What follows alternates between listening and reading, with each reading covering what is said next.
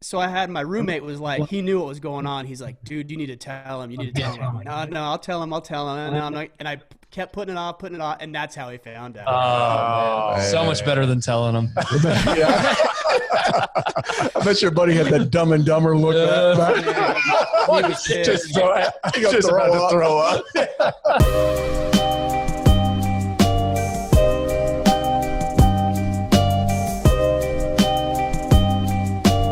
Do have to, there are other men that you can talk to and learn from at the same time. So we want to go, and Ben, if you want to join in, I'm sorry I took that from you. Well, man, I'm a little excited about this show, man. I was just going to tell people what Ryan does. It's an organization called Order of Man, which you founded, 5 years ago? Is that correct? Yeah, I think we're coming up on 6 years now. So time's flying for sure. Yeah. So an organization, as simply as you can put it, is geared towards making better men.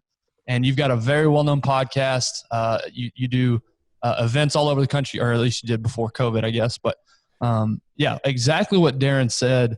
This world is lacking leadership, and that's what you're doing. Is you're helping develop leaders and better men, and we really appreciate that. That's why we're excited to have you on. But let's start from the beginning.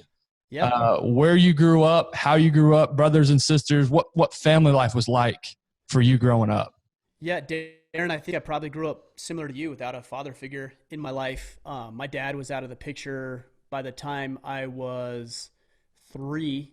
We always had a good relationship, but it wasn't close just because, I'd go visit him on summer break and things like that. I had a couple of stepfathers come into my life. I moved out of California when I was 14, and we moved to this very, very small town in southern Utah.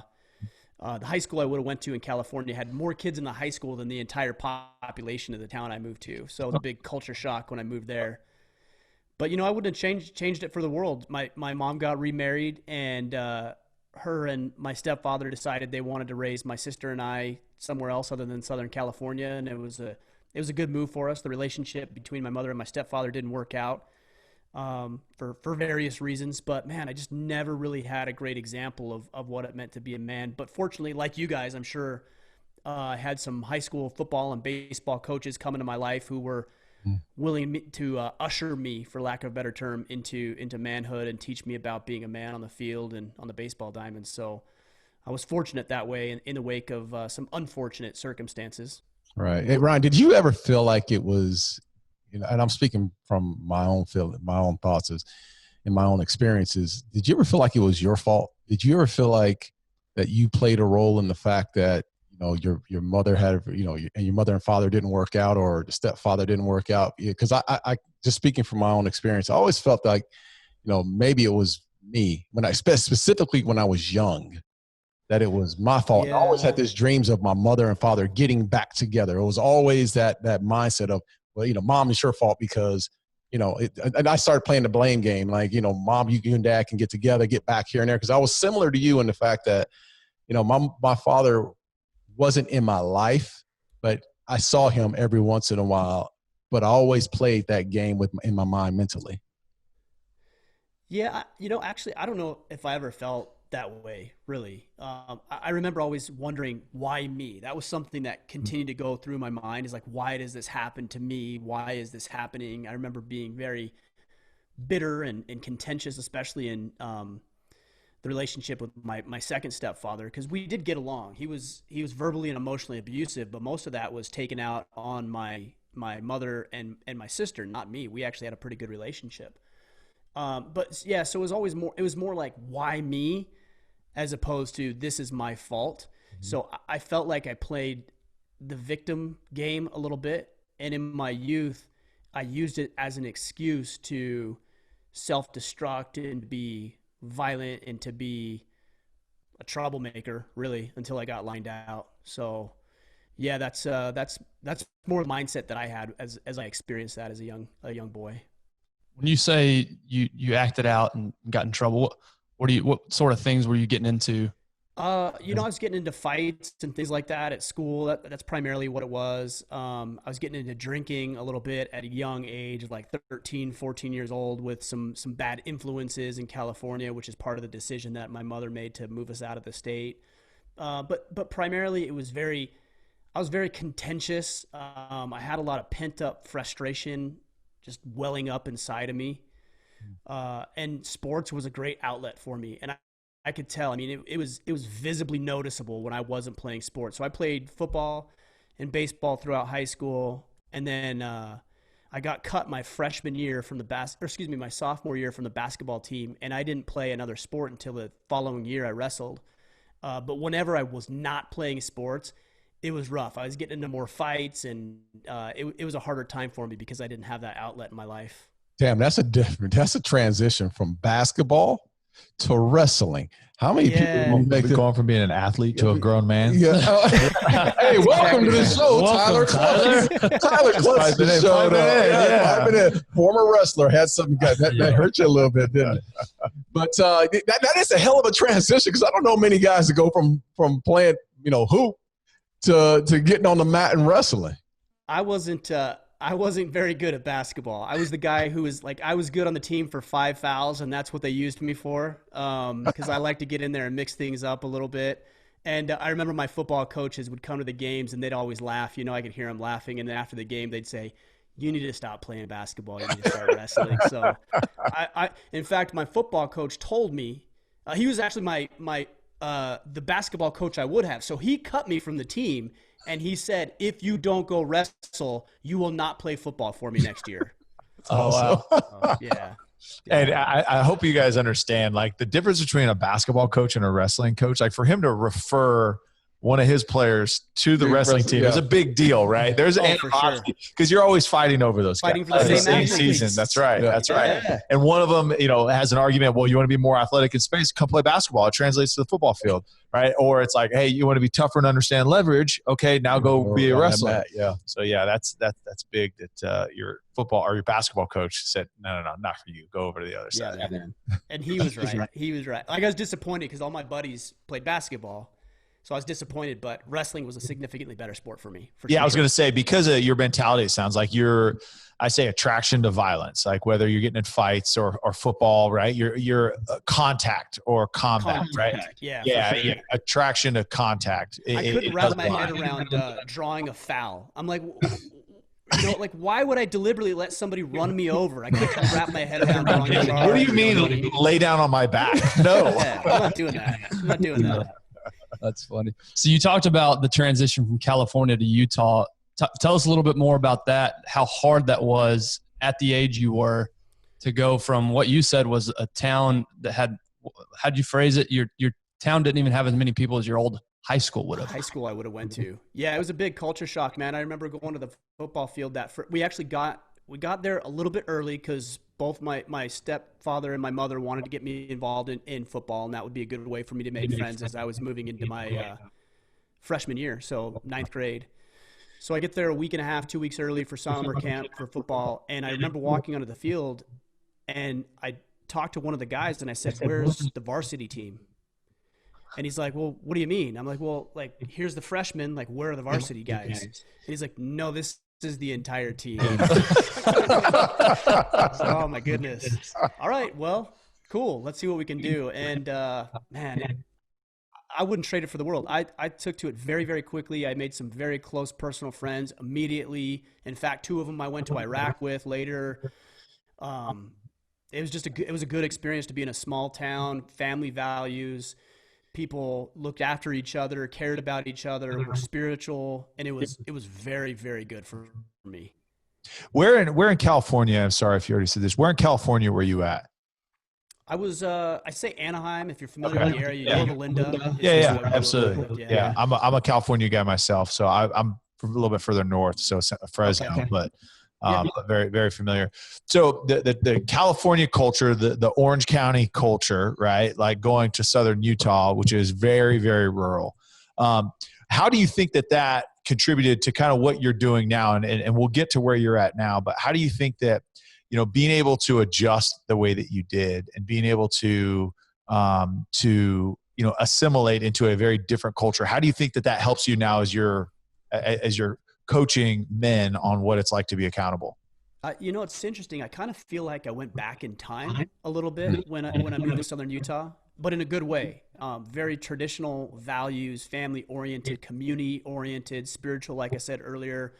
And those family values and those traditional values have actually served me very well. And as we see, I call it the doctrine of popular culture, and it's moved us away from these traditional values at the sake, or I should say, with the goal of being entertained. And as I've moved closer to these traditional values of being family oriented, working hard, having a belief in a higher power, finding meaning and purpose, committing to your family and your community members, life's just better.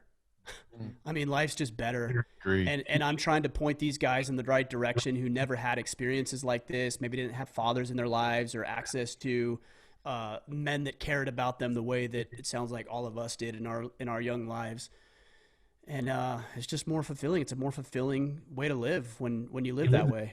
Yeah. So you're going through high school. You're what, your senior year, and what's your thought process going, junior, senior year? What's the future look like? And then I'm sure you're going through this, and is your stepfather in your life at the time? I know your mother's in your life, but is your stepfather in your life? Not as a senior. If I remember correctly, I could be wrong. It was a little bit off and on, but it seems like they finally threw in the towel about the time I was a junior. So going into my senior year, I could be wrong. It could have been in my senior year, but it was somewhere right around there. Yeah, my thought was I didn't have a thought. I had no idea what I was going to do. I would have loved to go on and play college sports. I'm a little undersized to be able to do that. Athleticism wise, I think I was there, but size wise, I was lacking. So I didn't really have any plans. I ended up joining the National Guard. I went to a semester of a local college there in southern Utah.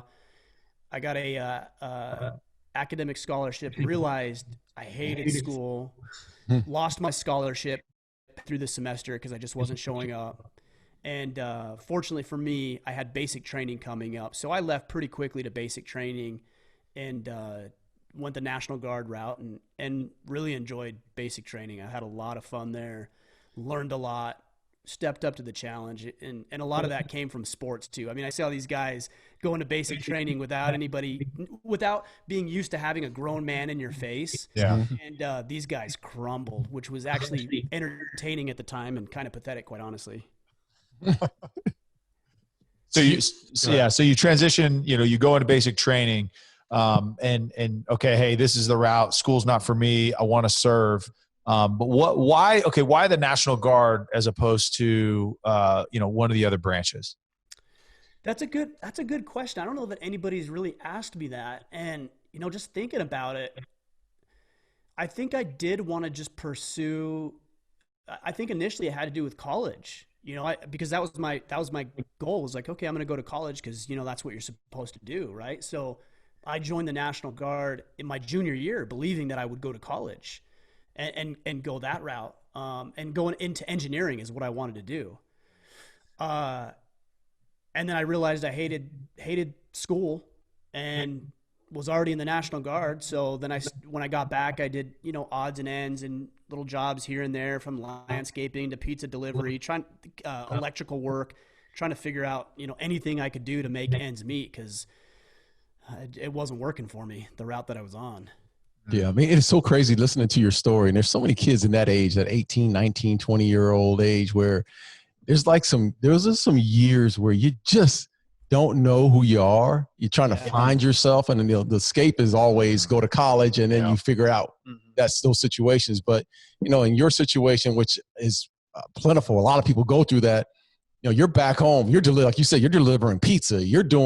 There's this window where you're just experiencing life, man, not sure exactly what life has in store for you. Yeah, and a lot of drinking and a lot of just screwing things up. It wasn't like I was trying to figure things out. It was like I was trying to mess things up, and just through the graces of God and other people I met, it ended up working itself out. And I feel like I'm on a much better path now, but man, it took a long time to figure some of this stuff out. So when did this change? I'm sorry. Yeah, I was going to say, go ahead. When did the change start? When did you start to see that there was light at the end of the tunnel? Was there anything positive or negative that happened in that span that changed the course of your life? I met my wife, so that's a positive. Hey, stories are similar. yeah. I remember I must have been at some party. I can't really remember exactly, but I was at a party, and I remember just being completely wrecked, and I'm like, what? I mean, I must not have been that bad, because I started thinking about, like, what are you doing? And I made the commitment at that point, I'm just going to stop drinking. I'm going to stop drinking. So I stopped cold turkey. I was like, I'm done. 3 weeks later, I meet my wife, and man, everything changed. How did y'all meet? Do you want the long version or the short version? Oh, give us the long version, man. We're not on a time limit. That's the beauty of the podcast. I guess I want to know, did you have any game? Yeah. Well, Did you have any game, or you just fell into this? No. I think you're gonna know after you hear this story. So, I'm sitting in my apartment with my roommates, and we must have been playing, like, I don't know, Tetris or something, just like, again, drunk, right? Just sitting there dinking around. And one of my buddies comes over with this girl, and I see her. I'm like, oh man, she is beautiful, like this beautiful girl. And she's with my buddy, they're dating or whatever. And I didn't think anything of other than, hey, well done, she's hot, right?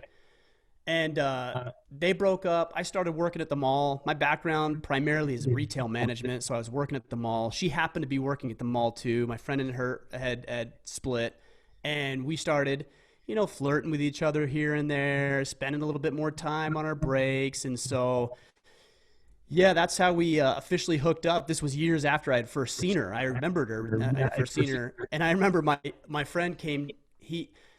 This is how he found out. We were on a break, and I gave her a kiss before she went back to her work, and my buddy saw it. Boy. The movie scene where it zooms out, and then he's looking at the shadows. It's heartbroken. Hey, wait a minute. There's some code in this now. You never told your buddy? You never said anything to him? I never said, because so I had my roommate was like, he knew what was going on. He's like, dude, you need to tell him. You need to tell him. No, I'll tell him. No, I'm not. And I kept putting it off, and that's how he found out. Oh, so much better than telling him. Yeah. I bet your buddy had that Dumb and Dumber look. Just about to throw up. Yeah, he actually came into the store, because I went back to work. He came into the store, and he threatened to kick my ass and get all his friends to kick my ass. I'm like, your friends are my friends. And it was pretty, he was upset for a while, but they had been split up for it. It all worked itself out. Yeah. And how old were you at this point? 19, 20 years old. Okay. So this is post basic training. So you'd gone to basic training. Talk us through that journey, because, okay, now you still got to serve, but now you meet, your future wife. And I don't know how quickly you knew that she was the one, but what was that dynamic like, letting her know, hey, at some point I'm going to have to leave? Yeah, man, we got a whole other story with that. So, I didn't really anticipate being activated ever. We did some little things stateside. We did the, I think it was the 2002 Olympics, I think, if I remember correctly. Salt Lake City. Yeah. So we did the Olympics, things like that. I was gone for 2 weeks and things, but nothing other than that. But then we ended up in 2003 getting activated to go to Iraq. And that was when you guys remember when they pulled the big statue of Saddam down in Baghdad? Yeah. So I watched that in the Chow Hall. If I remember correctly, I was in Fort Carson, and we were training to go overseas that time. And within a week of us leaving, they said, no, you're not going anymore. You're going to stay stateside. You're going to go to Fort Lewis in Washington State, and you're going to train ROTC cadets for the summer, which actually was good duty, because we worked for 3 or 4 days on, took 3 or 4 days off.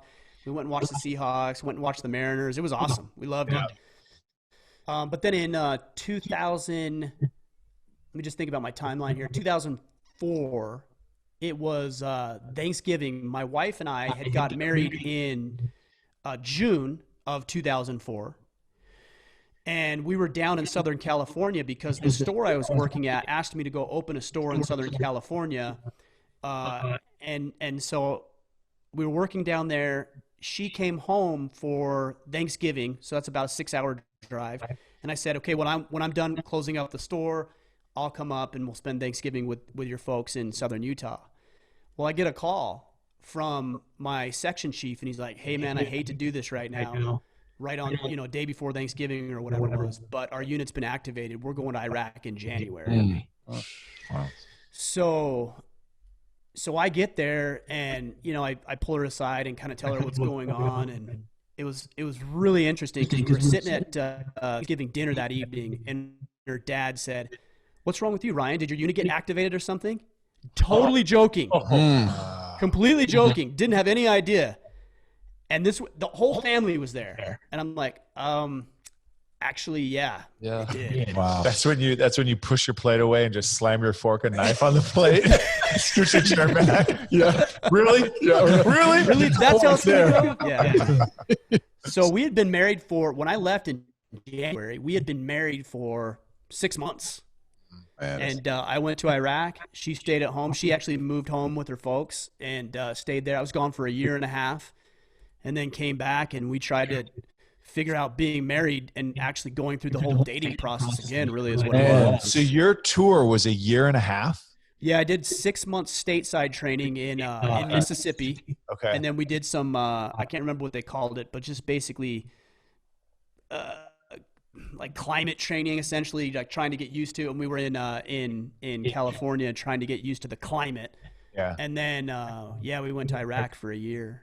Wow. How many times had you seen your wife in this time, in that year and a half?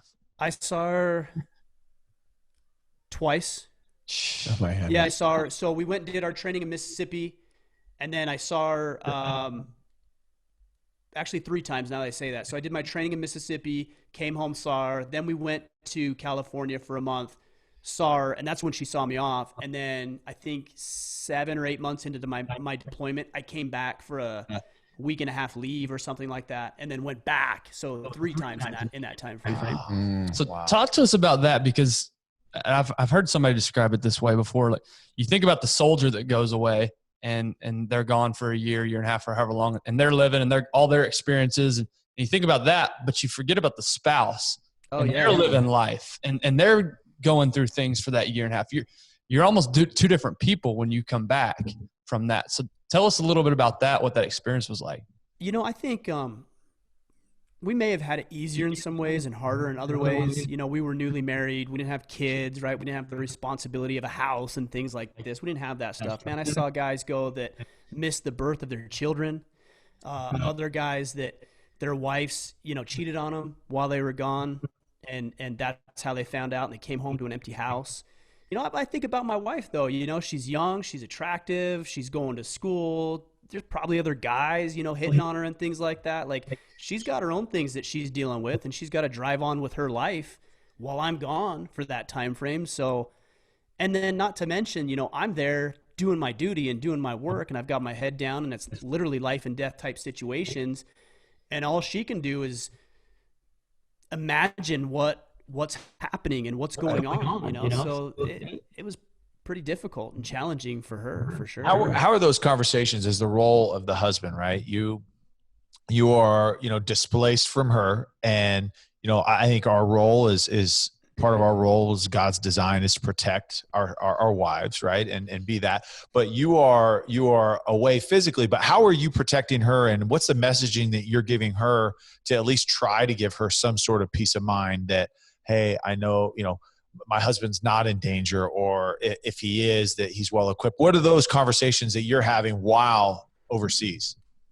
Yeah, I didn't really disclose a lot of what was going on. And I want to be really fair, because I see some of these veterans who go off to combat and the things that they experience and what they've gone through and the traumatic events and how they've had to keep themselves alive, and the heroism that a lot of these guys and gals are capable of and have done is I don't hold a candle to those individuals, quite honest. I mean, I was over there, we were in the action and everything else, but I see what they were doing. So yeah, I was in danger, but I don't feel like I was like in imminent danger like a lot of these guys have been. So, I'm fortunate that way. And I want to be real about that, because it would be easy for me to say, play it up, right? And I don't want to play it up as I honor these guys. Yeah. But I told her, what it was like. I didn't disclose everything. I didn't disclose when there was, situations and we had rockets and mortar attacks. I didn't disclose that stuff to her until after I got back, or somebody got killed or somebody got injured from an attack. Yeah, I just didn't disclose that stuff to her. I told her we were doing our mission and we have what we need to have, and I feel good about what we're doing and the good that we're doing and the positive change that we're making, and that's pretty much where I left it until I got back. So you get back, and then where do you go from there? So, like I said, we were in Southern California. I didn't want to go back to that life, man. It was a good job. It was in retail management. But I realized, I don't want to work on the weekends and the nights and the holidays. And if I wanted to advance within the organization, I would have had to travel, and we would have had to bounce and move back and forth. So when I was on my leave that I told you about from Iraq, my in-laws had been meeting with a financial advisor, and my wife and I had managed to save quite a bit of money because she was living with her folks. One of the benefits is when you're overseas, you don't have to pay taxes. I didn't have any other expenses. Everything was covered for us. So we stashed away a lot of money in that time frame, and I met with this advisor and for our own personal financial reasons. And he said, I'm actually looking for 2 advisors. And so we talked a couple of times throughout my leave, and I ended up taking my insurance and investment exams back to Iraq with me. So in my downtime, I was studying that stuff. And then when I got back, I took my exams, and so that was 2006. And yeah, for about almost 10 years, I got in the financial planning field and worked with another company, eventually started my own practice. But the biggest challenge was coming back, and I was selfish because I was worried about what I had going on. She was selfish because she had what she was going on. All of a sudden, I'm into her life and getting into her business. And that was I'm actually surprised we stuck it out, but we did, Yeah, just dig into that because, we've all gone through it transitioning out of sports. And every time we talk to, a veteran, look, our transition is very different, right? Like we didn't have life or death every day, right? So we didn't face that, but there's, some similarities in, hey, our purpose looks very different as a man, right? Like what we do, right? We're almost defined by what we do. And then that changes or gets taken away or whatever it is. Now you've got to, adjust and you've got to transition into something else. So what was that time like? What were the battles that you were dealing with internally? And then even externally, how did you deal with that, to keep your marriage moving forward and not, fall into, maybe the routine that you saw growing up?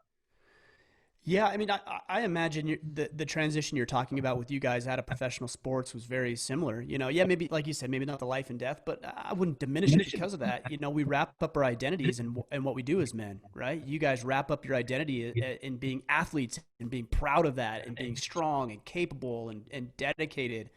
I don't think a warrior feels any different, right? And so we wrap up our identities in these external metrics, and then when that's pulled away from us, whether it's because we step away or involuntarily something happens and we are forced to step away, we lose a bit of ourselves because we wrap ourselves up in these external identities. And that's one of the traps that so many men fall into. And I tell the guys that follow along with what we're doing every time is like, don't define yourself by what you do, because at any moment that could change, whether it's by your own terms or not your terms. And if you wrap yourself up into that, you're going to find yourself in a very difficult position. But between my wife and I, we took some counseling that was offered through the military, which was very, very beneficial. I kind of rejected that idea initially, but we ended up going. It was very, very good for us. And we just kept driving, man. Not being married wasn't an option for her. She came from a family who, she valued that. I had seen what divorce looked like. Fortunately, we didn't have any kids at the time. I wasn't interested in that. So we just stuck it through. We just stuck with it. So Ryan, what's your wife's name? We haven't. Trisha. Okay. So Trisha, she's back. When you come back, are you guys both going, you come back out of the service? Are you back in Southern California? Southern California. Running the store. Okay. So what happened? We're not back in Southern California, actually. We did about the dumbest thing that you could do when you don't have a plan. You buy a house. Right? That's what you do. Well, you said you had all that money, so you've got to spend it somewhere, right? So that's what we did. We ended up buying a house in Southern Utah. I had zero plans other than the financial planning stuff, whether or not that was going to work out. And so we stayed in. I never went back to retail management. Okay. So you stayed. That's right, because you studied on your last stint tour. Yeah. Okay. All right. So you're back in Southern Utah, right? So what's going on now? What's the plan? Are you thinking about having kids? Or is it more, are you focused on the professional side of building your business? Yeah, we weren't in a rush to have kids. Again, it was like the honeymoon phase all over again. You know, we had 6 months of that, and then I was gone for a year and a half, and I came back, and we're back in the honeymoon phase, except for it's unfamiliar because we don't really know each other because we've been gone that amount of time. So, yeah, we weren't in a rush. I was building a business. She was working as an intern with Sally Mae. They do student loans and pursuing that. So we didn't have kids until a couple of years later that we had our first son. Mm-hmm. You know, you're sitting here talking, it's a very similar story, especially to Tyler and I, you know, younger guys, married guys, trying to build a business, trying to advance in your career. And so as you're sitting there talking, I'm just sitting there thinking, you spend all this time and energy trying to be efficient, trying to be really good at your profession, that you do neglect your relationship, and you do begin to look past building that and forgetting that it still takes work because you're so focused on your career. And I justify as, well, this is helping my family. This is something that's going to help all of us. But really it's a selfish motivation. If I'm really honest with myself, I'm wondering what your thoughts are on that and how you dealt with that in those 10 years in your financial planning business. Man, you're dead on. I mean, you said it the exact way that I would say it. It's like we trick ourselves into believing that we're doing it for the people we love and care about, and we are just doing it for ourselves. But, you know, there's truth to wanting to be a provider as well, right? You want to provide. But that's why that excuse works so well, is because there's some truth to it. Right. That if there was no truth to it, you wouldn't use it as an excuse because you knew you'd be tricking yourself. You know, look, our relationship has been all over the place. So I was trying to build a business, grow the business. I had a 1-year-old son at the time, and her and I actually went through a separation when he was 1. We got into an argument one evening, and I was very stressed out about work and wanting to grow the business and trying to figure out how to build a financial planning practice. And I focused, like you said, all my time and attention on that, thinking this was the right thing that a man should do. And we got into an argument, and I remember saying to her vividly, "Hey, I don't even want to be married anymore." And she's like, "Good, I don't want that either." And we both went to bed that night, and I woke up early the next morning, and I went to some training in Salt Lake, which is about 4 hours north of where I was living. And I got about an hour north, and I thought, man, what the hell are you doing? Like, your business isn't doing good, your life's falling apart, your wife's leaving you. So I came home to try to like fix things. And I got there, and she just was not interested in it. And so she moved back in with her parents, and I stayed in the house. And that was rough, man, because I knew that was like I was going down the same path as my dad. My dad was out of the picture when I was 3. My son was 1 at the time. It was looking like it was going down that path. Yeah, it's crazy how things become cyclical, man. I mean, I've got very similar situations, and you know, you just give up because it's what you do. Yep. Give up is what you've seen all your life. So go forward. I know, you know, and I want, you know, just for time's sake, I want to get to the point to where I understand why you are the man that you are today. And there is, you know, the experiences that you had in your life. So what happens when you come back and with your wife and at some point you got to work this out?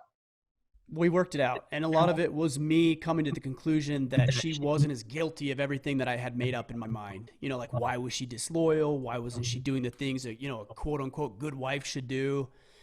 And I realized, you know, I had a lot of those problems. So I started to work on myself and try to fix myself. You know, fast forward is like, why do I do this? Because I don't want other men to go through the experiences I did. Like, I don't want men to have to go through. Look, I get emails and messages every day from men who are going through divorces and separations with their spouses. And quite honestly, it breaks my heart because I know exactly what it's like. It was the darkest time of my life. To be in an empty house, to have my son's nursery empty with a crib, like the room that we had decorated and made for him empty. I don't want men to experience that. And I'm not absolving the responsibility of women and wives. I'm not saying that, but we create most of our own problems. And I want to help men address those problems. I don't want their kids to have to grow up without a dad. I don't want them to grow up or to live their life without a partner.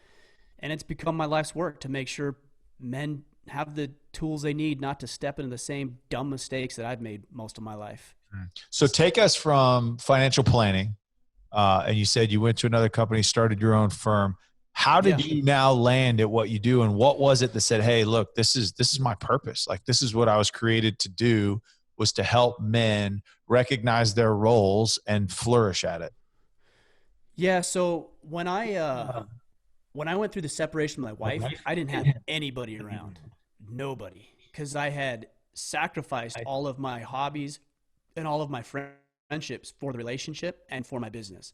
So I would like cast them away. So when we went through our separation, I was alone, man. I didn't have any of this stuff. And I had a couple of coworkers and a neighbor who I became friends with.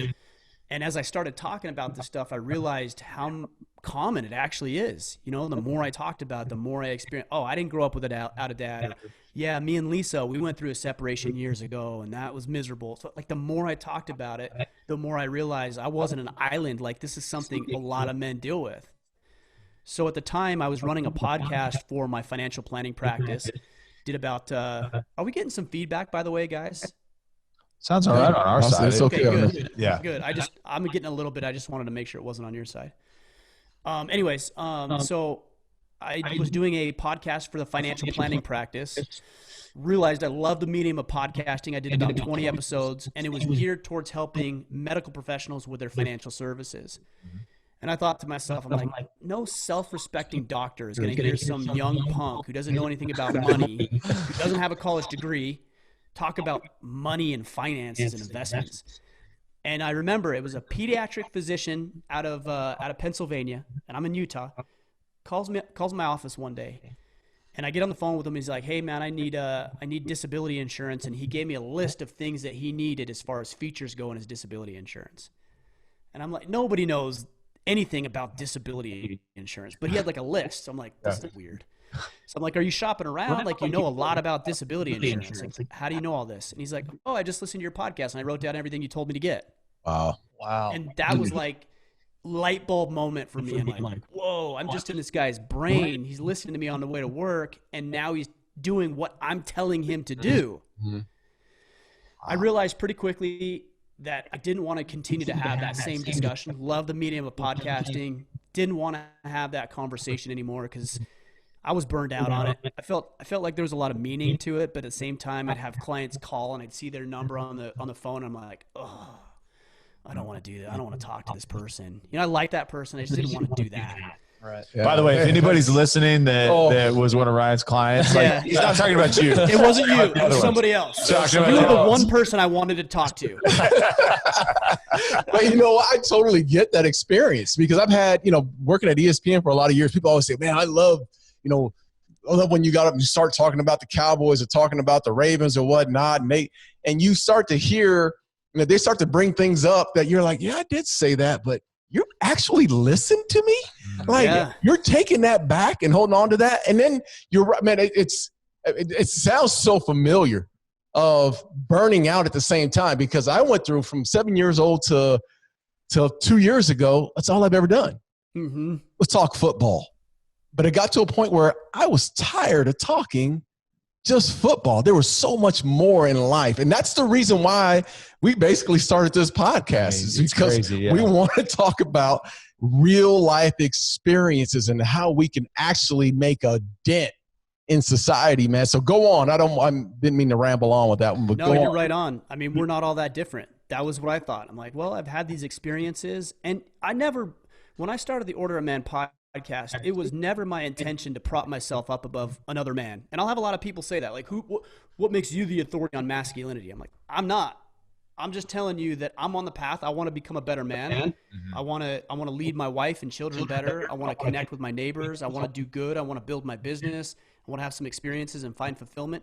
I'm on the path, and all I'm saying is that if you want to come on this path with me, let's just do it together.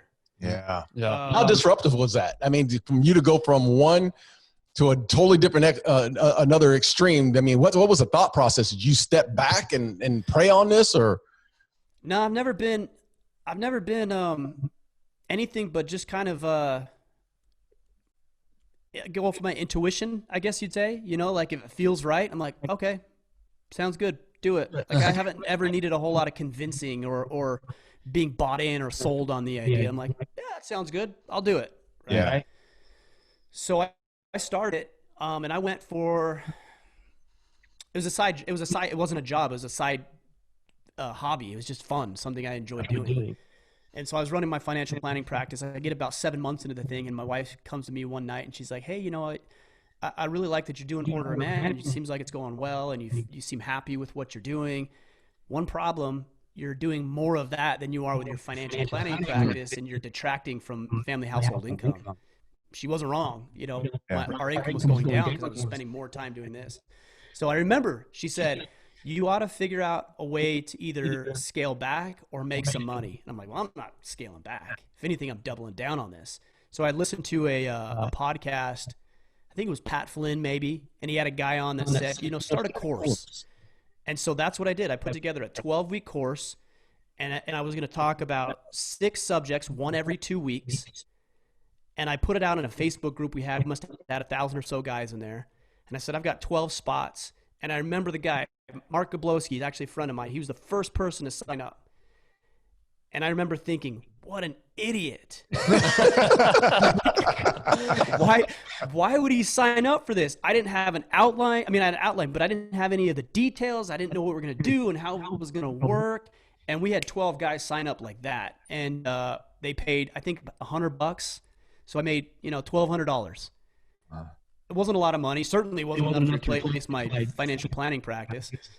And but that was another light bulb moment. Oh, got it. Like, I can make an income doing this. And there's a lot that's gone behind the scenes and around that over the last, you know, almost 6 years now. But yeah, I ended up selling my financial planning practice to a friend that we got into the business at the same time with the same company. He's since gone out on his own. I went to him one day. He had a state audit. And he told me about how horrible it was. And fortunately, I hadn't been audited yet. And he told me a week later, I call him up like, hey, man, you want to buy my financial planning practice? And he's like, yeah, I do. So we negotiated the sale, and I stepped out of it. That's okay. So I want to take a quick step back because, and maybe it's appropriate where you just ended off here, but how many men do you think in our country are working to do something to earn an income, are sacrificing time with their family, are sacrificing friends, because I think that's important for men to stay on top of, is to have that male community that they can connect with. It's one thing growing up, my dad worked so hard and served our family so hard that he didn't leave room for a social life. I think that's you know, important to have that. But they're doing that. But they're doing something like you said, like, I burn out. Like, I don't love being a financial planner. Like, yes, it's helping people, but like, that's not what fulfills me. I don't get excited to wake up in the morning and look at your portfolio and see what your earnings statement has shown, right? Like, that's not what gets me jacked up. And you said, okay, I found this podcast and I was just pulled to this. I was just like daily, like, that's where I wanted to spend all my time. Like, how rare is that for you as an individual to find that? Because I think across the country, right, there are so many people, probably people listening right now, they're on their way to a job. Like, I'm doing this because I have to. Like, I've got to pay the mortgage. I've got to pay the car payments. I've got to pay health insurance. I've got to do these things. So I've just got to do something. What is your advice to those that are listening that can maybe follow, not necessarily, hey, go start a podcast, but can follow what maybe is more aligned with their purpose, more aligned with their passion? So you said something interesting. You said how rare it is. I think it is rare. And I think the reason it's rare is because so many men are looking for the word you used. What is it that I'm passionate about? And they don't know how to answer the question.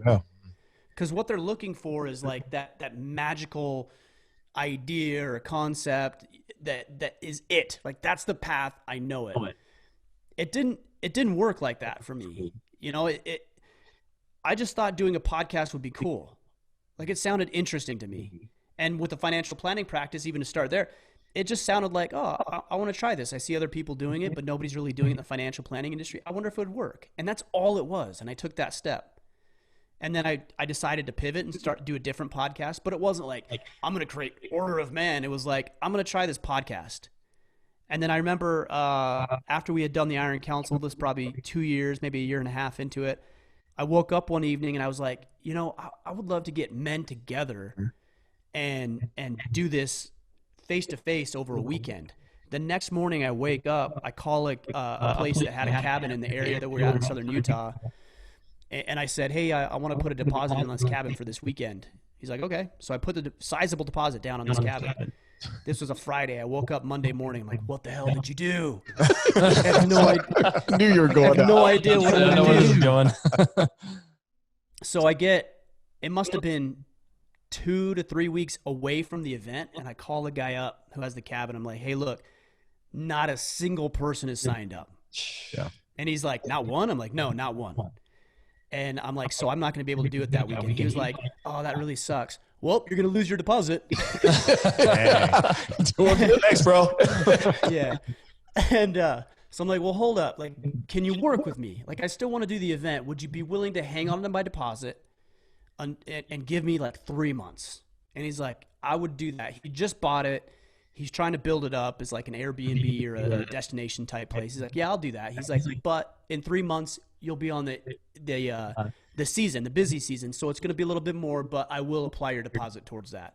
And I went back to the drawing board and figured out, our proposition, how to market it. And we have 20 guys. In fact, I've got a picture downstairs in the barn. We can talk about that if we need to get to it.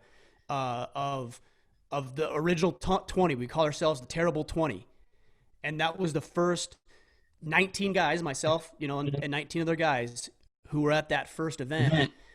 I didn't plan that, man. I was just like, let's try it and see. And then we've done, a dozen other events since. And so to your question, like, what would you tell somebody about your passion? Stop looking for your passion and just entertain something that you're interested in. So if you're interested in rebuilding a motorcycle, then go rebuild a motorcycle and watch YouTube videos and try to figure it out, because you never know what that's going to turn into. Maybe you're going to turn into the next YouTube sensation. I just got an email the other day from a company that said, hey, we're looking for a show host for this show. And I won't say what the show is necessarily, but for this major network. And we would like to consider you for hosting the show. Now, I don't know if it'll pan out, but that sounds pretty cool. I'm like, man, this is cool. Like this, I would have never in a million years thought this would be an opportunity that would even be remotely presented to me. By the way, but it only happened because I was willing to take a step. Taking his job. Yeah. Let's say it again. I didn't hear It's that. The Bachelor, and you're taking Chris Hansen's job. That's right. Exactly. You guys guessed it. Edit that part out, okay? Yeah. This doesn't release right away, does it? Right? Talk to us about those early years, though, when you're not getting results, despite your gung ho. Because we've talked about this before. Goals and these aspirations sound awesome until you get to the thick of it. And when it's not going the way you thought, or not going as quickly as the way you thought, or at least for me, my first thought is, all right, I got to bail. I got to go. So talk to us a little bit about those early years when you weren't getting the results you were probably looking for. How easy would it have been to just to quit, pack it up, and go home? It would have if I was results oriented, like if I was goal oriented. And look, goals are important, but only so that you can reverse engineer into the strategies that are going to help you achieve them. So early in my financial planning practice, one of my mentors, I was getting very frustrated with how the business was going or not going. And he said, hey, Ryan, he's like, I just want you to focus on doing the work and letting the chips fall where they may. Just do the work I'm telling you to do, and just don't worry about the results. Just let the chips fall where they may. And man, that stuck with me for over 10 years now. Just do the work and know that long term, the results will take care of themselves.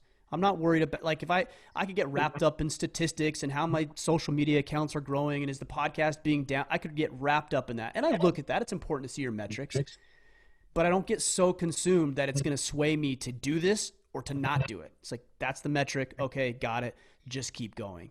So that the mentality of finding meaning and purpose and value in the steps, I think, is what kept me from throwing in the towel. Yeah, man. Most of the time it's so much like, including self, it's fear that holds you back, your own personal fear and pride, because you don't want to be considered a failure. You don't want to start something and then, so fear holds you back. And I don't know how many men, I'm sure you deal with it a lot. How do you coach men through the fear part of this and, push them through of challenging them through this process. Yeah, and I want to piggyback on that because here's the fear. I think, and back kind of the question that I asked is like, okay, what was that like making that transition, that leap of faith? I think so many people are looking for a very clear, precise answer. Yes. Like someone walking to you, grabbing your arm, saying, "Hey, you're not doing financial planning anymore. You're owning you're going to start a podcast, and this is what you're going to do." That's what everybody's waiting for. That fear to maybe step into the unknown, whether you just started as a hobby or you start something else. But like Ben said, like, okay, the fear of when it gets really hard, was it a mistake? Did I do the wrong thing? Like, how do I know that, hey, this is worthwhile? And all that fear can be subsided or you know what? Embrace it and let that fuel you. What is your perspective on that? So I'll answer that in two parts. Number one, the first response to the fear, the initial fear is would you rather experience a little bit of fear or live a shitty life? Like, that's it. Like, you're miserable. You hate your life. So you can go down that path and you're going to get more of what you've always experienced because you're not changing anything. Or you can be afraid. All of us are afraid at times. When you guys went to a new team, there's fear there, right? Yeah. So what? You're not going to go play football because it's uncomfortable? Like, that seems like a weird thing, but I know guys get wrapped up in this. So they've got to experience the pain and feel the pain of their current reality if they're going to change that at all. And that current reality has got to be more painful than some momentary fear that they may be dealing with. Yeah. I love that. I love that. Yeah. As far as like, I don't like doing this, or when should I throw in the towel, which is kind of what it sounded like you were alluding to. My thought is, man, if it's still interesting to you, keep going. Mm-hmm. Forget it. Like, if you're still engaged in it, you're still interested, just keep going. And you're going to evolve, and it's going to change. The initial concepts I had for Order of Man are different than what they are today. I wouldn't have recognized what I see now, but I was still interested in it. And so I pivoted and I adjusted and I tweaked, and I was like, I don't want to do that anymore. I'm going to go down this route. And it's kind of like, you guys remember when we were younger, those choose your own adventures, right? So right, you'd read a book and it'd be like, choose this, go to page 10. And that's what it is. But you don't get to choose until you get on the path. Like, you don't get to make your choices before you're on the path. You've got to be on the path before you get that opportunity. That's a great analogy. That really is. So let's dig a little bit more into Order of Man and what that program, and you mentioned, okay, hey, I've created somewhat of a curriculum. I've got a program, a 12-week program, and we're going through this. But what is this program look like? Because for our listeners, we want to feed them to you. Because again, you are the resource that we are not at this point, right? Mm-hmm. We want to tell the story, we want to tell the journey, we want to encourage, but now there's tangible materials and resource that you can provide. Talk us through what that platform is, what the ultimate goal is, and how that this is affecting men across the country. Yeah. So, when I started, I called it Order of Man for a reason, not like Order of Ryan, right? Because it wasn't a goal, again, to prop myself up. So I thought, all right, well, how am I going to get everybody together with our own experiences, our own perceptions, our own expertise, and then be able to work collectively together? And that's what we've created with Order of Man through the free resources that we have.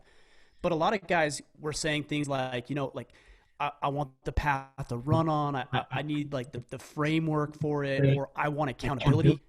We had that in sports, right? I had it in the military. And then when you're out of that, you're not going to get that anywhere else. Right. And that's what I wanted to create. So we've got our exclusive brotherhood. It's called the Iron Council. We've got just over 700 members of that group now. Wow. And we're all working together. They get assignments, and they get weekly challenges, and they belong to a team of 12 to 15 guys. Some of these guys are getting together now face to face. They're taking it offline and taking it into real time. And it's just a way to push each other and inspire and motivate and hold each other accountable. Outside of that, we've written a book, and we've got our events and things like that. But the Iron Council is really the flagship, I guess you'd say, of what we do, and being able to give guys the tools and the resources, and then the brotherhood and camaraderie that, man, so many men. Like, I look at you guys, I actually envy you guys. Like, I see 3 friends hanging out, having a good time, talking about. Don't go that far. Don't go that far. Sorry, let me back up. 3 acquaintances. Yeah. 3 people in a room. But Yeah, like men don't have what you guys have, right? And so we're trying to help them build that. And that's like what we were talking about earlier. You get so focused on your career, and that's one bucket. You get so focused on your family, and that's one bucket. The bucket that I neglect the most is me and relationships with buddies and the struggles of everyday life. And you focus all your time and attention on work, but you never have conversations about it with other men. And so what you're doing is so great because it gives you time to be you. I mean, how often are we just playing a role? Yeah. And we rarely, discover a creative side, or I love art. That's one thing that I've always loved, and painting and just being creative, but I rarely ever do it. And because I'm spending so much time on stuff that really at the end of the day is not that impactful, not that helpful to me as a person. And so what I love about Order of Man and why it so speaks to me so much is because you're giving men an opportunity to be men with each other and encourage each other. And I don't know of other organizations that are doing that necessarily. No, I look at it as Order of Man is filling the cup that men are constantly pouring out to other people, right? And again, I'm not saying exclusively men are serving everybody, and we're the male gender. That's all we do is just pour out and give to everybody else. That's not what I'm saying. But I think in general, whether fathers, husbands, that what we constantly are doing is we are emptying our cup for other people, and we're filling other people's cups. And if you neglect the idea, and you're talking about me serving me, is okay, I need to fill my cup too. I need community. I need the encouragement from my brothers around me to lift me up so that I can live a healthier life when I'm at home with my family, when I'm at work, because that's the first thing I see go is I'm not as effective as a husband. I'm not as effective as a father, and I'm not as effective at work when I'm constantly just going, and there's not that time for us to have those candid conversations, those transparent conversations. And Ryan, for, in transparency, this podcast has become a platform for us. Like we probably talk more than most podcast hosts because this is a platform for us even to share, to grow. And we learn I learn stuff from Ben constantly. I had very rarely idea. Darren. Very rarely do I learn anything from Darren. But Ben, I get a lot from. Makes sense. But what it reminds me of is, it's community. Yeah. And one thing that we've missed from sports, because once you retire, the one thing you always talk about is, I can't remember the games, but I can remember the conversations in the locker room. I can remember the ups and downs that you had after wins and losses, and having just strong conversations and relationships for hours in the locker room. And you keep on saying, Ryan, the one thing you keep on saying is you never say I, you keep on saying we when you talk about the Order of Man. And it's because it's the community that you've happened upon, that you're growing. And what do you call the council again? You call it the Iron Council. The Iron Council. And that was like the 19 men that started this with you. That's right. I mean, that's the starting point. And for a lot of us, we exit out of sports, or we exit out of whatever it is that you had even out of school, you exit out of those situations, and then you're an individual. And I can't tell you, I've had some successes in my life, but I've never done it by myself. Yeah. And there's no joy in the individual side of that. It's always the joy comes in when you're sharing with other people, man. And I think that's what I applaud you for, is building that community and continuing to grow in this. Thank you. Yeah.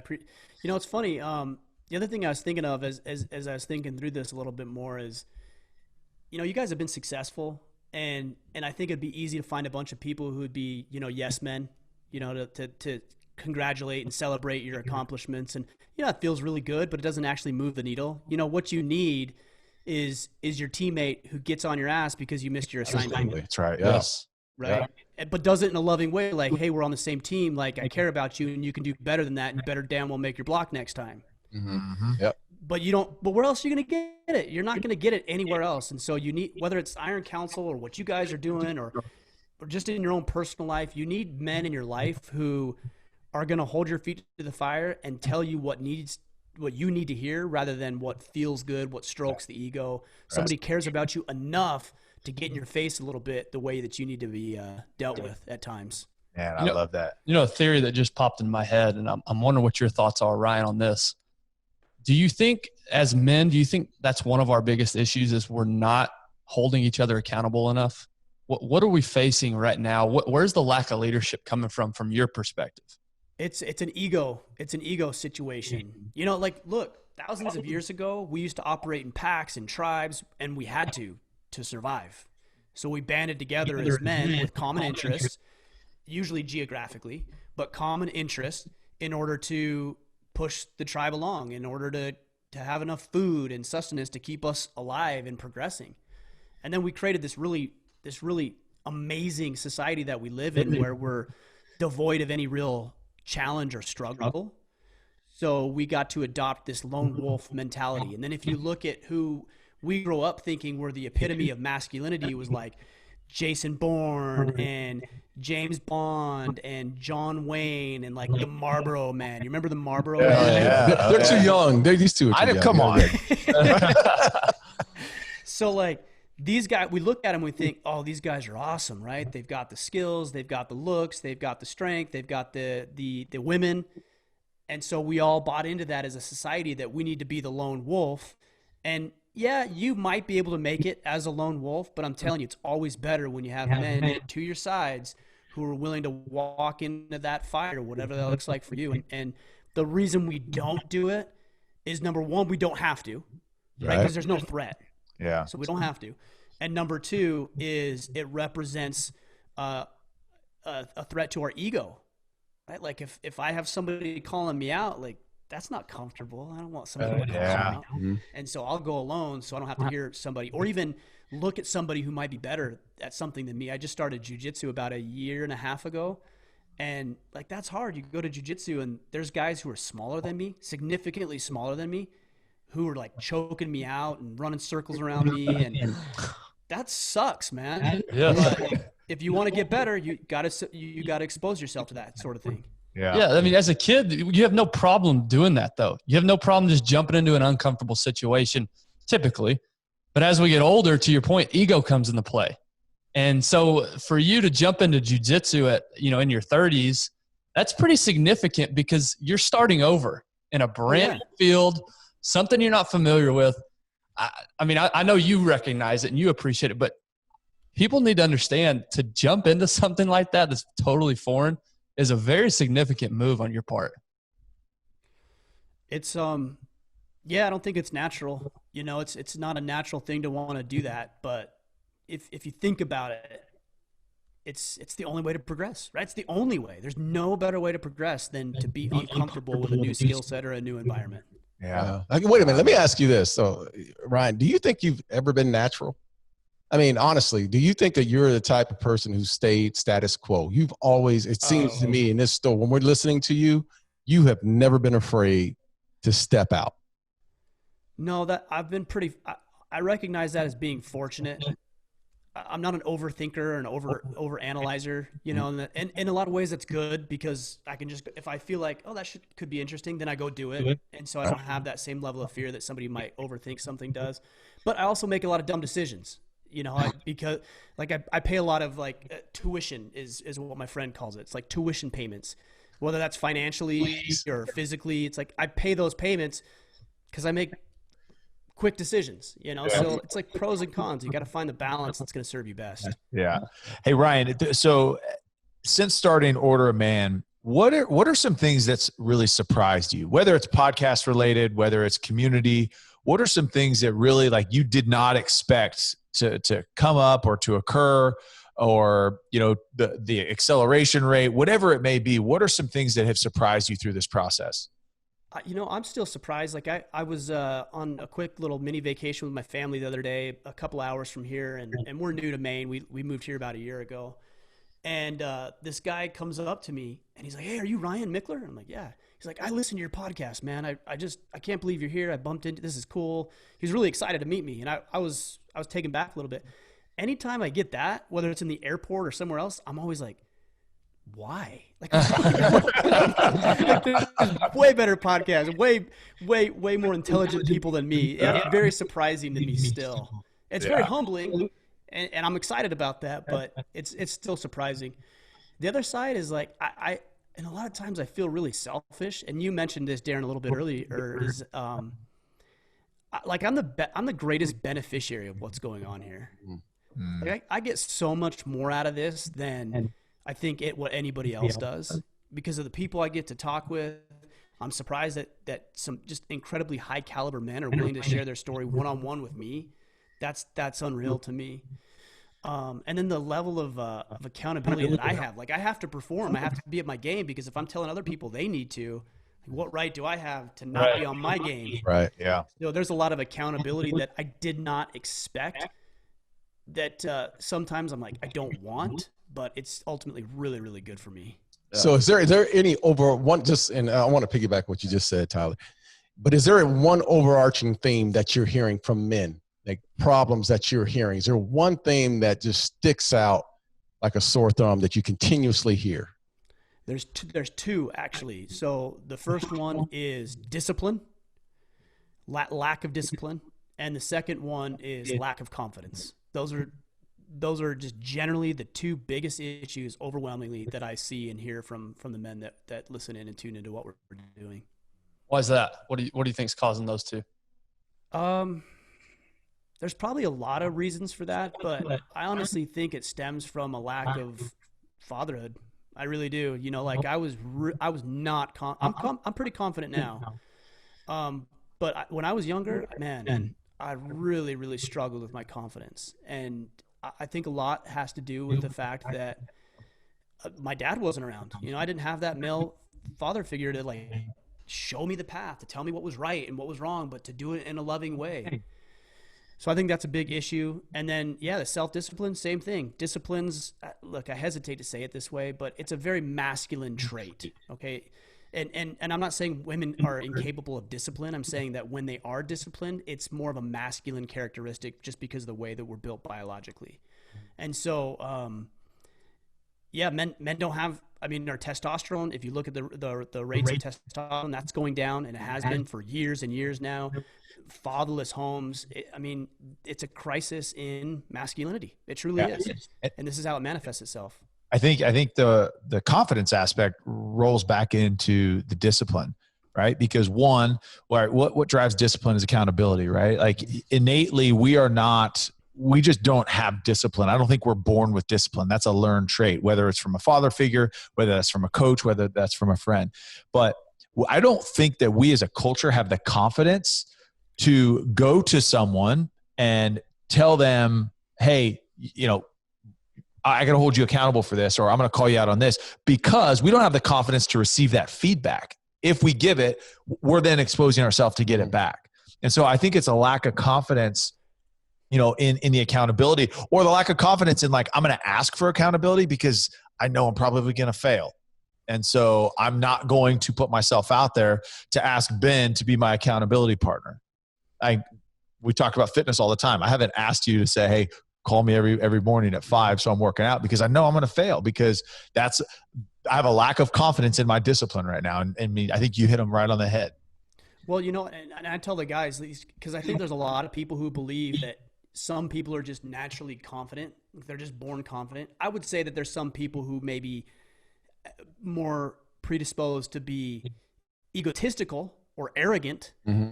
But that isn't earned. That's fabricated. That's manufactured, right? Confidence is earned. You have to earn confidence. So when guys come to me and they say, hey, Ryan, I'm just not confident, I think what they're looking for is like a pat on the back and say, no, you're good and you're special. And what I tell them is, tell me what you should be confident about. That's true. Like, give me one thing in your life you should be confident about. Exactly. So what should we do so that you can eventually develop the confidence that you desire? Yeah, that's interesting. You said that. What do we do? Because, confidence and identity, I think, are intertwined maybe in the wrong direction or in the wrong pathway. We talked earlier about identity being in what you do, and somebody telling you, well, don't get so wrapped up in, don't let your identity be what you do. Well, we let football be our identity for so long because it's something we were good at. We got our confidence from that identity as a football player. Whereas maybe the better direction or the better path is get your confidence from who you are, not from what you do. Yeah, or even I would say even different than not who you are, but maybe how you show up. right? Because the way you show up is what defines you. So some people say, I just want to, I want to find myself. I don't know who I am, right? Because you're not deliberate in the actions that you're taking. So if you want to be a football player, then you have to do what football players do. Right. If you want to be an entrepreneur, then you have to do what entrepreneurs do. I look at guys like Joe Rogan, for example, pinnacle of the podcasting game, right? And I used to look at him and say, man, I want what Joe Rogan has. I want to be at the top of my game. And now I look at it and think, no, I actually don't want that because I know what it takes. And that's not where I'm at because I've got other priorities. He's not right. He's not wrong. I'm not right. I'm not wrong. Values right. You got to get your values right. Yeah. That's right. Yeah. I'm following you on that. And that's the thing. I mean, we always compare ourselves. That's the first thing we want to do as men. Social media era. Yeah. Is compare ourselves. Man, I look at this as there's so much so much meat on this bone that we're going through that, but there's so many questions I have as the individual, man. And I know you've addressed a few things, but is there any, let's say it's an athlete coming out of playing football. And I'll speak for Tyler here. He's transitioning out of a great looking athlete transitioning out of football. Let's not go that far. That just goes without saying, man. We didn't even need to say that. An athlete like Tyler, who's come out of the NFL, whose identity since he was 7 years old has been wrapped up into the sport. Right now, he's Thanks for listening to my story. Yeah, who's transitioning out now? He's looking. He's just looking because there's so many people. I mean, everyone's story is different, but there's so many people that are just now transitioning out of whatever it is, and now they don't know. They have no idea what the next step is. Zero idea. What's the guidance? What is there? I mean, how can they reach out to you, and what would you say to them about the next step? Well, the first thing I'd say is take the mentality. This goes back to what we were saying earlier about how you show up. So you can apply the same mentality on the football field as you can in other endeavors of your life. So what I think you should start doing is extracting, and I talk with veterans about this too. What made you a great soldier? What makes you a great athlete?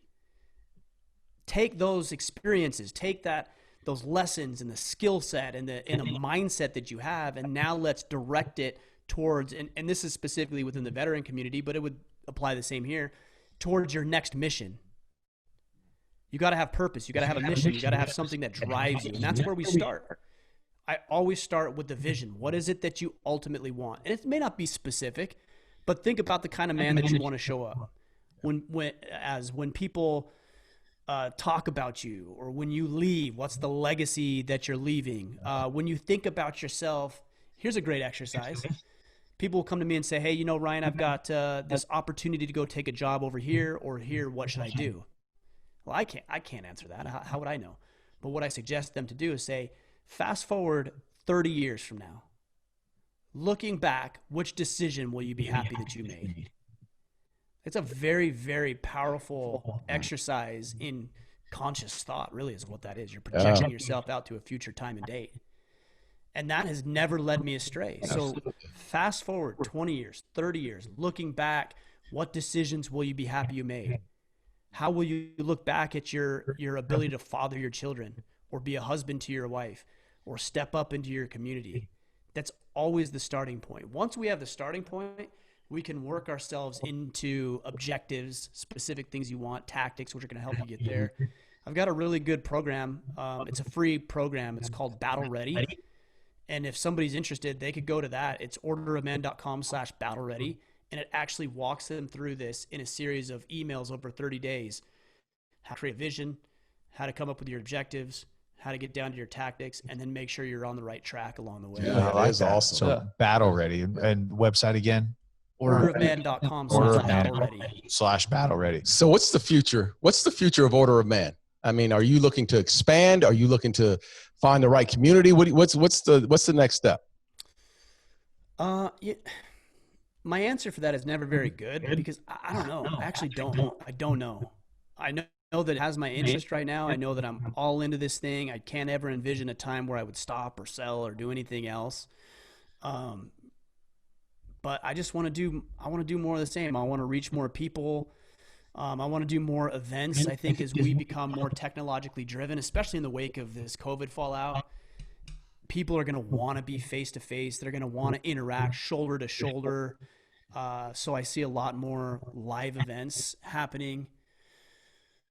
And just more of the same, man. My mission has not changed, and I don't see it changing. I'll evolve as technology changes and as needs change, but I'm all into this thing. Yeah. All right. So I was going to say, you mentioned your barn. That's where I was going. You got this massive barn. You said you're renovating. What's up with that? Yeah. So this actually falls into what I was saying. So 3 years ago, I had that idea, like I'm going to do these events, and I put money on that cabin. And I did about half a dozen events, and I just remember thinking, man, wouldn't it be cool if I had my own space? And then you just keep working, right? You just, again, do the work, let the chips fall where they may. So I kept my head down. In the back of my head, I always had this idea of like my own space, like an event space. And a year ago, my wife and I, actually 2 years ago, came to Maine. I loved it, fell in love with it. I was up here by myself for a jiu-jitsu camp. My wife came back with me 6 months later in the middle of winter, and she got a real estate agent. I'm like, what are you doing? And she's like, well, didn't you want to look at houses? I'm like, well, I didn't know you were serious. We'd always toyed around, maybe like moving and things like that. And she's like, well, we can go look. If we don't find anything, it's like we're not tied into it, but we can at least go look. I said, all right, let's do it. So we came out here. We looked at half a dozen homes. Our last home, our real estate agent said, hey, I've got one on the list. You haven't seen it. They already have an offer on the place, but they're entertaining a backup offer. I said, all right, well, let's go look at it. And we come down this road and we see the house that we're in right now, this big, beautiful New England style, big white home with a big barn attached to it. And man, instantaneously we knew, we're like, we're doing it. And we put an offer in. Remember when I said like, hey, I just make decisions, like, it feels good. It feels right. So we put this offer in on this place, and I get back and people are like, aren't you going to rent until you figure it out? I'm like, why'd I do that? I don't like I could. It just like doesn't compute with me. Yeah, I found the one. That's all I need to know. Yeah, you just described my dream home, actually. So you guys are welcome out anytime. But man, we got this barn out here. We've got 50 acres. We've run 2 events. We've got another event coming up here in about a month. And this incredible 100-plus-year-old barn that we're doing some renovations, putting some bathrooms in, and really turning this into a place that we can house a lot of guys and change some lives here, man. It's exciting. Yeah, man. That's what it's about, man. Changing lives, brother. And we appreciate. I know, Ben, you have a final wrap-up question. Yeah, no, this has been. I knew coming into this was going to be an awesome conversation, just because of what you're doing, your heart for people, your heart for men, and how you're changing lives. And we really appreciate your time. The question we like to ask every guest at the end is this: if you could go back to any point in your life and tell yourself one thing, where do you go and what do you tell yourself? I would probably go back to right out of high school, and I would tell myself to take more risks. Because I feel like I'm doing it now. I feel like I'm better at it now, right? It's like you sound pretty risky to me. But I've learned that. I've learned that through just playing it easy and playing it safe. And man, I was walking around the field the other day with my son. He's 12 years old. My oldest is, and he's so big, man. He wears my clothes now. He wears my shoes. He wears my clothes. I'm like, holy cow, he's 12 years old. And I'm like, I only have 6 years with him. Oh man, been there, bro. You know, it's like in 6 years he's gone. Yeah. I mean, we'll communicate. Hopefully, we'll communicate and be close, and he'll want to be involved. Like hopefully, obviously, that's the goal. But like, I'm not going to be able to tuck him in at night. I'm not going to be able to walk around the field with him. Like, I'm not going to do that stuff. And so for a lot of years, I played it really, really safe because I was afraid of like, oh, what if this goes bad? Yeah, what if? What if it goes bad? Then what? Then you would just adjust. That's the same thing when people said, oh, I can't believe, oh, you're moving to Maine? Oh, I can't believe you do that. What if you don't like it? Then we move back. Yeah. So we're like cold for 2 years and we're together, but we move back. Like, that's it. There's no downside of this. And people said, well, I would love to do it, but I have a job, but I have this, but I have responsibilities, but I have friends, but my kids. I'm like, I had all that shit too. Mm-hmm. Oh, man. I have all the same stuff you do, and yet we made this decision, and it's paying off right now. What a but I would have never known if I wasn't willing to take that risk. Yeah. What a mentality. Man, way to talk to us, bro. You're like the preacher up there. You talking to me?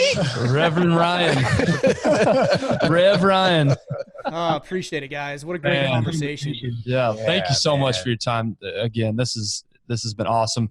For everybody out there listening, Order of Man, you can find it wherever podcasts. Yep. I'm assuming you have a YouTube channel. I'm assuming you have a YouTube channel. We do. Yep. YouTube. Yep. And then obviously the website, orderofman.com. You're highly active on Instagram. That's actually how that's how Darren connected with you. That's right. But love your stuff. Love your message. Yep. Love everything that you're doing. And we would love to support you however we can. Thanks for the opportunity, guys. I really enjoyed the conversation. Absolutely. Great. It really was. I know our listeners are going to get a lot out of this. Hopefully it reaches more people because, as mentioned in the beginning, our country needs men to step up and be leaders. We need more leaders. And the more we can strengthen that community, man, the better we're going to be. So appreciate you. Yeah. Well, let me know, and I'll share it on my end too, so we can introduce our guys over to what you're doing, because it's clear you guys are doing a good thing, and you guys have got a good relationship, which is really cool to see. I love to see that. I carry their asses. That's what I do. I know. I wasn't going to say it. Here we go. Here we go. Thanks, Ryan. Appreciate it, buddy. All right. Man, that was awesome, brother. Man, that was excellent. Good. Man, you know what? Great questions too. Yeah. Well, hey, listen, we're gonna continue to stay in contact because do it. I mean, what you're doing, man, is you're teaching, brother, and there's a lot of good that just came out of that podcast. So, again, appreciate your time. Really do. Thanks, guys. Yeah, let's make sure we stay in touch, and let me know when this goes live so I can make sure I connect my audience with what you guys are doing. Absolutely. Absolutely. Do you ever find yourself in Dallas or Texas in general? I have. It's been a long time, but I do have quite a few reasons to get down there. That's where you guys are at? Yeah, we're here in Dallas. So you need to put something on when you do come in. We bring our people, man. Yeah. I would love to do that. I've got some trips coming, I think the beginning of the year. So, and there's a lot of reasons for me to come down there. So that'd be cool. Yeah, absolutely. Well, awesome. If we can add to that list, man, we'd love to host you. Absolutely. I'd love it. So, all right, brother. Be safe, man. Thanks, Ryan. Catch you soon. Talk soon, man. See you.